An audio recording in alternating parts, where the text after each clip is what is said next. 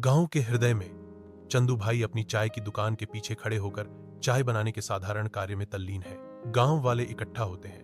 उनकी आवाजें चाय की सुगंध के साथ मिलती हैं, क्योंकि वे जीवंत बातचीत में लगे हुए हैं। चंदू भाई ध्यान से सुनते हैं।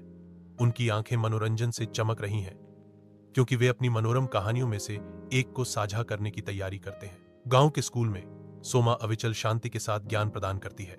स्कूल खत्म होने के बाद सोमा चंदू भाई की चाय की दुकान पर जाता है। चंदू भाई की चाय की दुकान में शाम ढलते ही सोमा और चंदू भाई चाय और कहानियां साझा करते हैं। चंदू भाई अपने जीवन का वर्णन करते हैं। उनके शब्द अनुभव की जीवंत तस्वीरें उकेरते हैं। सोमा अपने सपनों को साझा करता है। उसकी आवाज आशा और महत्वाकांक्षा से भरी हुई है। लगातार बारिश से गांव धुंधला हो जाता है। भारी लयबद्ध ढोल की आवाज के साथ चंदू भाई की कभी व्यस्त रहने वाली दुकान को शांत कर देता है। सोमा बारिश में भीगती हुई दिखती है। उसके कपड़े भारी और गीले हैं। वह गर्मी और सुकून की तलाश में है। चंदू भाई, चाय मिलेगी? सोमा पूछती है, उसकी आवाज बारिश की लगातार लय को चीरती हुई। आज कोई नहीं है सोमा।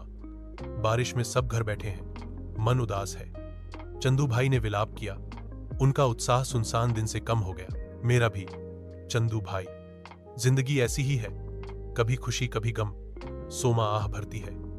साझा उदासी में सांत्वना पाती है। गांव के हृदय में सोमा चंदू चाय स्टॉल भाईचारे के प्रमाण के रूप में खड़ा है। सोमा और चंदू के चेहरे शुद्ध आनंद से चमक रहे हैं। गांव वाले न केवल चाय का स्वाद लेते हैं, बल्कि भाइयों के स्नेह का भी आनंद लेते हैं।